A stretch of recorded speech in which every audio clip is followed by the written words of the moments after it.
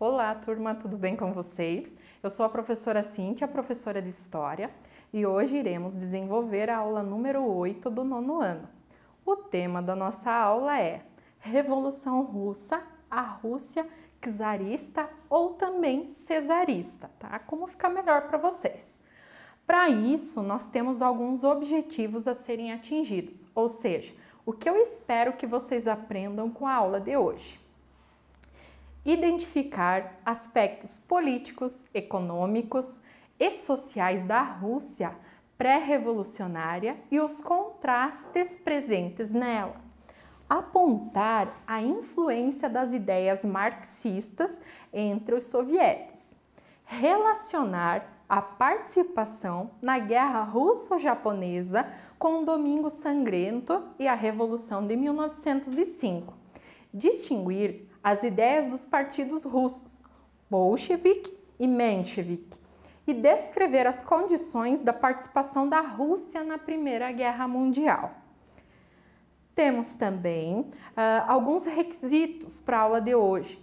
Utilizem o livro didático que vocês têm acesso, o caderno para fazer as anotações quando necessário, lápis, caneta, borracha. E depois, se necessário for, busquem outras informações em outros livros, em outros sites, em outros vídeos. A Rússia pré-revolucionária, ou seja, antes desse processo de revolução que tornou a Rússia na União Soviética. Nós temos então o século XVI ao século XX, mais especificamente até 1917, uma monarquia absolutista, ou seja, um líder no poder que tinha poder absoluto na política, economia, poder militar, poder na sociedade. E esse líder, ele recebia o título de czar ou César, tá? Ele recebe esse nome justamente por conta de César lá do Império Romano. O czar, ele tinha em suas mãos todos os poderes e ainda recebia apoio da Igreja Ortodoxa Russa e também da nobreza proprietária de terras. Esse daqui é o czar Alexandre II, que vai iniciar um processo de transformação na Rússia, que a gente já vai entender os contrastes que ela gerou. Ele fica no poder de 1855 a 1881. Ele inicia então um programa de reformas liberais.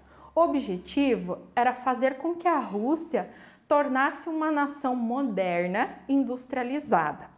Ele aboliu a servidão, ou seja, aquelas pessoas que trabalhavam em troca de comida e abrigo, distribuiu terras aos camponeses, de certa forma uma espécie de reforma agrária, incentivou as atividades industriais e a fundação de bancos, melhorou o ensino e reorganizou o exército. Nossa, prof, mas assim, ele só fez ação boa, só coisa boa. Então a Rússia só tinha que melhorar. Mais ou menos, não é bem assim, porque essas reformas, elas causaram de certa forma contrastes assim bem atenuantes dentro da sociedade russa. A gente já vai entender. Por quê? De um lado, nós tínhamos 80% da população russa que vivia no campo, em condições miseráveis, passando fome. Por quê? Porque a maior parte das terras ainda pertencia a nobres, os boiardos, e ao clero da Igreja Ortodoxa. Então, os camponeses só estavam lá trabalhando muito, ganhando muito pouco, não sendo o suficiente para sobreviver. E ainda tinha a questão do pagamento dos impostos. A industrialização, por outro lado, acontecendo na área urbana ali, melhorando a vida dos 20% da população russa, com a construção de ferrovias, instalação de indústrias siderúrgicas, crescimento acelerado da indústria têxtil e também o incremento da produção de ferro, carvão e petróleo. Então, por isso eu digo, olha o contraste grande, de um lado pessoa passando fome, 80% da população, a cada 100 pessoas, 80 estavam em condições miseráveis. Os 20% estavam no processo de desenvolvimento, mas ainda não quer dizer que melhorou bastante a vida deles. A condição dos trabalhadores das fábricas se assemelhava ao início da Revolução Industrial. Por quê? A jornada de trabalho era cerca de 12 a 16 horas, os salários eram baixíssimos e percebam que essa situação tinha acontecido no século XVIII na Inglaterra. Aqui nós já estamos falando em século XX na Rússia, então há um atraso no processo industrial da Rússia. Os riscos de acidente, eles não tinham proteção, não tinham direitos relacionados a isso, tá? Não tinham direito de fazer greve ou de organizar-se em sindicatos, que são grupos de trabalhadores com o objetivo de buscar direitos para sua classe. A exploração do operariado, ela chega a impulsionar a organização de greves e sindicatos e a difusão das ideias de dois pensadores importantes, o Marx e o Engels. Marx e Engels, que criam ali na sua teoria, no manifesto do Partido Comunista, a ideia de que os trabalhadores do mundo inteiro eles têm que se unir e assumir o poder, né? O marxismo ou o socialismo científico que estudamos no ano passado. No século XIX, então, surgiram várias doutrinas que criticavam o capitalismo, porque ele não estava dando conta essa história que, na essência do capitalismo, aquele que mais trabalha vai conquistar melhores salários, mais dinheiro, mais lucro, não é bem assim na realidade. Por quê? Porque o trabalhador, o operário, o proletariado que está trabalhando cada vez mais, ele não recebe tudo aquilo pelo trabalho que ele exerce. Até porque tem a mais-valia, né? E aqueles burgueses, donos das empresas, é que mais estão enriquecendo e que menos trabalham. Então, o socialismo científico, ele alimenta o ímpeto revolucionário russo em 1917. Aquela união, aquela força por parte dos partidos políticos que na Rússia existiam, os mencheviques e os bolcheviques. Em 1904, nós estávamos passando, em termos de mundo, no chamado imperialismo. O imperialismo é aquele momento em que os países europeus estão buscando territórios, principalmente na África e na Ásia, em busca de matéria-prima, mão de obra, mercado consumidor. Nesse sentido, a Rússia também estava buscando territórios e ela vai entrar em atrito com o Japão pelo território da Manchúria, que era rico em recursos naturais e alvo de disputas. O exército russo ele saiu derrotado em 1904 dessa guerra. Com isso, o país mergulhou em dívidas, em uma grande crise financeira e as tensões sociais aumentaram. Porque pensa, ao participar de uma guerra, o exército ele precisa de armamento, ele precisa de alimento, ele precisa de medicamento, entre outros. Isso tudo tem um custo. Quem vai custear? O Estado, o governo. Porém, da onde ele retira esse dinheiro? Dos impostos que a sociedade paga. Consequentemente, participou da guerra, sai derrotado, se ganha, já vem com um grande número assim de dívidas, imagine quando perde. Então, nesse sentido, só fez com que as pessoas se revoltassem cada vez mais com os líderes. Até porque muitas perderam seus entes queridos, seus familiares que foram para a guerra, perderam, acabaram sendo mortos e nem voltaram, tá? Domingo Sangrento. No ano de 1905, os russos estavam bastante revoltados contra o czar.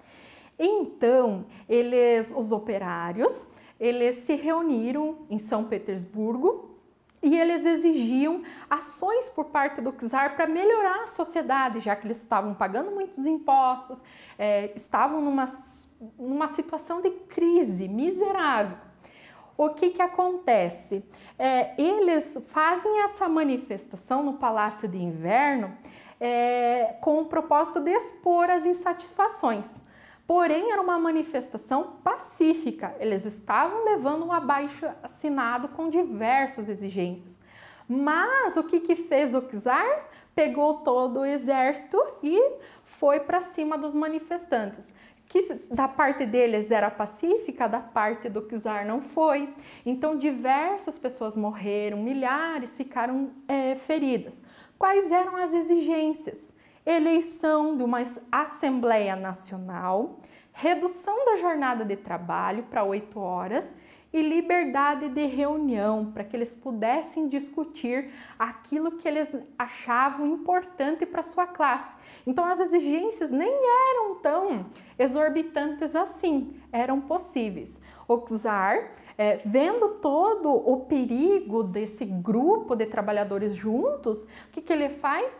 Manda a cavalaria, o exército em cima desse grupo de pessoas que vai gerar mortos e feridos. Então, Domingo Sangrento, na sua essência, era para ser pacífico, mas tornou-se um conflito direto e, como o nome já diz, bastante sangrento pelo número de mortes e feridos deste fato.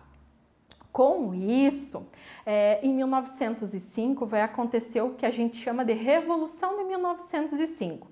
O que ocorre na Rússia? Vários protestos e greves. O czar, ele fez algumas concessões, ele liberou algumas ações. Ele instalou um parlamento, que era chamado de Duma. O que é um parlamento? Um grupo de políticos que vai discutir as leis para a Rússia.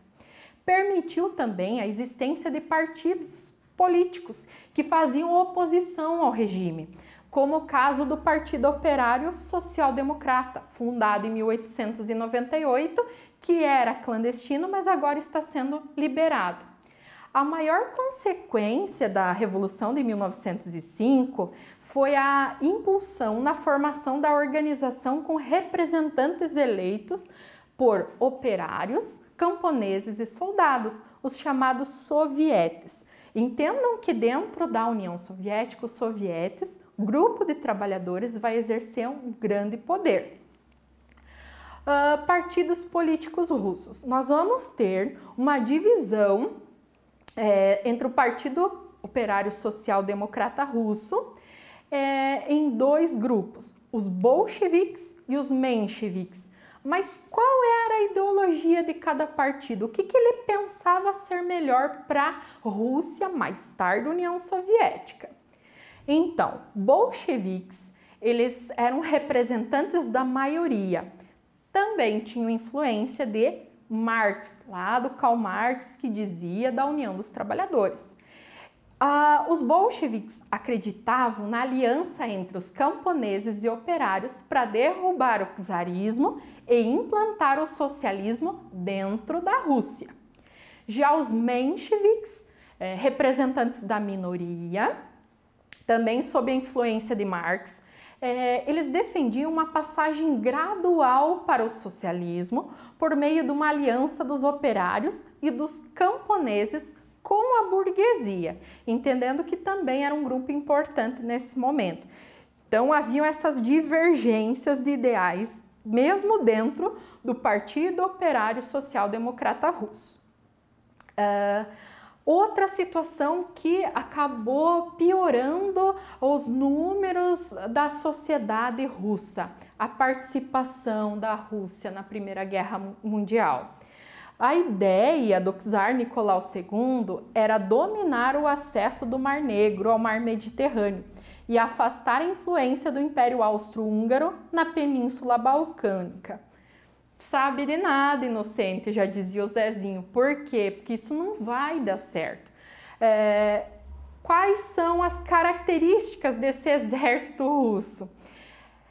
Quem o tal do Nicolau II manda para lutar na Primeira Guerra Mundial é camponeses que não tinham nenhum treinamento para a guerra, combatiam o inimigo com armas tecnologicamente inferiores, então não eram tão boas quanto a do inimigo. Além disso, a produção industrial da Rússia e o sistema de transportes não atendiam às necessidades postas pela guerra. Então, a participação da Rússia na Primeira Guerra Mundial foi um desastre. Tanto é que vai gerar algumas consequências. A participação da Rússia na guerra vai gerar o crescimento de rebeliões populares e greves operárias. Por quê? Lembrem-se, participou da guerra tem um custo. Da onde o Estado vai tirar esse custo? Do pagamento de impostos. Os trabalhadores já estavam trabalhando muito e ganhando muito pouco. Pagando mais impostos, consequentemente, ficava pior a situação. Grave crise no abastecimento, muitos dos camponeses vão para a guerra.